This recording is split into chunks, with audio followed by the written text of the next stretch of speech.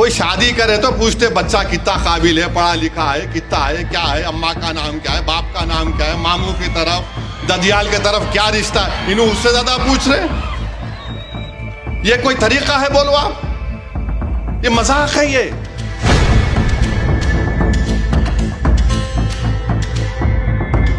सबसे महंगा कॉन्ट्रैक्ट उसको दे दिए, और वो कंपनी का काम क्या है कि बीजेपी के लोगों को सपोर्ट करना सोशल मीडिया पर। उस कंपनी को दे दिए। हमको हथियार खरीदना है, पाकिस्तान चीन से मुकाबला करना है। अब जंग हो गई तो 2 महाज पर जंग होगी।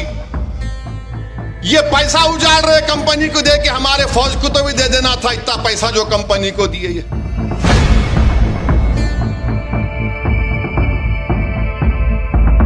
ये 18 पेजेस का फॉर्म है पोर्टल के ऊपर। कितने? 18 पेजेस, 18 पेजेस। आप देख लो, लॉगिन पेज से लेके इसमें एक एक ऐसा सवाल आपसे पूछा जा रहा है। मकसद एक ही है कि आप अपनी प्रॉपर्टी को पोर्टल पर रजिस्टर ना कराएं। नवंबर तक नहीं कराए तो कोई भी वक्फ की प्रॉपर्टी नहीं रहेगी। मिसाल के तौर पर ये आलीशान मस्जिद है, अभी हजरत बता रहे थे 400 साल पुरानी है। इसमें पूछा गया कि इसको कब बनाया गया था, एग्जैक्ट डेट बताओ आप। मेरे पास तो इल्म जफर नहीं है, शायद लौबाली साहब किबला के पहुंचे हुए बुजुर्ग होंगे।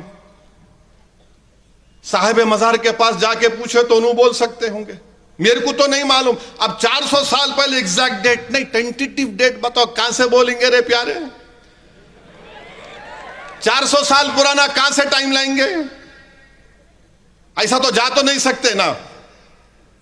400 साल पुराना चाह लाओ, नहीं कुछ तो कैसा लिखेंगे रे भाई? 400 साल पुराना है। खादरिया सिलसिले के हजरत फरमा रहे थे, 4 बुजुर्ग आकर अपने मुबारक हाथों से इस मस्जिद का संगे बुनियाद रखे। तुम खामखा उनसे छेड़खानी कर लिए चंद्रडू, तुमको नुकसान होगा। देखो अब तो पहुंचे हुए लोग हैं, 400 साल के बाद भी लोग उनका नाम ले रहे। ये हुकूमत करने वाले तुम्हारे दुनिया से जाने के 20 साल के बाद भी तुमको कोई याद न रखेगा इंशाअल्लाह ताला। आप बताओ, ये देखिए, ये 19 पेजेस है, झूठ नहीं बोल रहा हूं मैं। जाके देखो आप, सेंट्रल इनका जो क्या है, ये मिनिस्ट्री ऑफ माइनॉरिटी अफेयर्स उम्मीद, देखो आप 18 पेजेस। वक्फ बाय यूजर, क्या क्या इसमें क्या पूछ रहे देखो आप। अच्छा, इसमें हंसी आएंगी आपको, हंसना नहीं।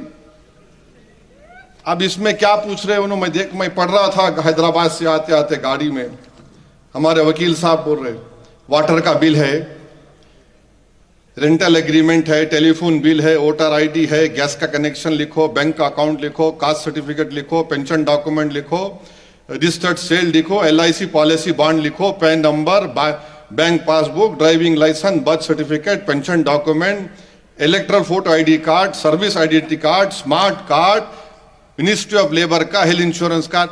अबे क्या बच्चे की या इसम नवेसी पूछ रहा, क्या तो भी कर रहा है ये। कोई शादी करे तो पूछते बच्चा कितना काबिल है, पढ़ा लिखा है, कितना है, क्या है, अम्मा का नाम क्या है, बाप का नाम क्या है, मामू की तरफ, ददियाल की तरफ क्या रिश्ता है, इन्हें उससे ज्यादा पूछ रहे।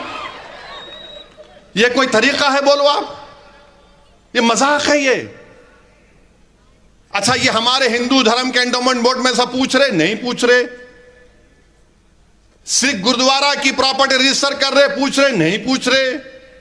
हमारे ईसाई भाइयों की जायदाद दे रहे? पूछ रहे? नहीं पूछ रहे। हमको ही पूछ रहे सब। ये 18 पेजेस का है ये। इंतजार भी नहीं करे कि रुकते कम से कम सुप्रीम कोर्ट की छुट्टियां, उसके बाद क्या फैसला आता, मगर नहीं, जल्दी है। और क्या किए, इसका कॉन्ट्रैक्ट एक ऐसी कंपनी को दिया अहमदाबाद की, सबसे महंगा कॉन्ट्रैक्ट उसको दे दिए। और वो कंपनी का काम क्या है कि बीजेपी के लोगों को सपोर्ट करना सोशल मीडिया पर। उस कंपनी को दे दिए। हमको हथियार खरीदना है, पाकिस्तान चीन से मुकाबला करना है। अब जंग हो गई तो 2 महाज पर जंग होगी। ये पैसा उजाड़ रहे कंपनी को दे के, हमारे फौज को तो भी दे देना था इतना पैसा जो कंपनी को दिए ये, मगर नहीं दे दिए। अच्छा अब आप देखो 15 साल से वेमसी का पोर्टल चल रहा है, 15 साल से, 15 ईयर से, उसका क्या होगा? उसको आप इंप्रूव कर सकते थे वेरिफिकेशन प्रपोज करके, उसका वर्क फ्लो इंट्रोड्यूस कर सकते थे आप रेवेन्यू ऑफिशियल को बता के। अब मोदी हुकूमत ने एनआईसी को हुक्म दिया कि उस वामसी पोर्टल में ऐड एंड एडिट फैसिलिटीज को खत्म कर दो। वामसी पोर्टल में जो ऐड एडिट फैसिलिटीज थे उसको नहीं होना चाहिए। तब जो वामसी का ऑनलाइन सिस्टम है, स्टेट वक्फ बोर्ड को परेशानी होगी, 8 अप्रैल से गजट आ गया ये।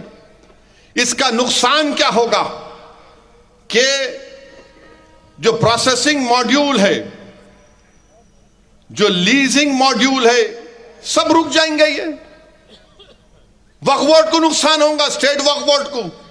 चंद्रबाबू नायडू को अगर इतना बोलते मैं आईटी आईटी आईटी, अरे ये क्या होगा फिर? तो मेरे अजीज दोस्तों और बुजुर्गों, इसकी सच्चाई यही है। और फिर इसमें पूछा जा रहा है कि आपकी जमीन क्या आदिवासी इलाके में है? अरे भाई, अगर आदिवासी इलाके में है तो क्या संविधान का आर्टिकल 25 वहां पर लागू नहीं होता? 14 लागू नहीं होता? 15 लागू नहीं होता? 26 लागू नहीं होता? 29 लागू नहीं होता? क्या बोलो हमको आप। और कांग्रेस के एक एमपी हैं लक्षद्वीप से, हमदुल्ला सईद उनका नाम है, आदिवासी है उन्होंने, क्या उनके ऊपर लागू नहीं होगा? वो आदिवासी है तो क्या वो अपनी जायदाद अल्लाह के नाम पे वक्फ नहीं कर सकते? वो उनके बाबा 9 बार के एमपी थे, सईद साहब, अल्लाह उनकी मग़फ़िरत करे। आदिवासी है, क्या आदिवासी है तो क्या करना है?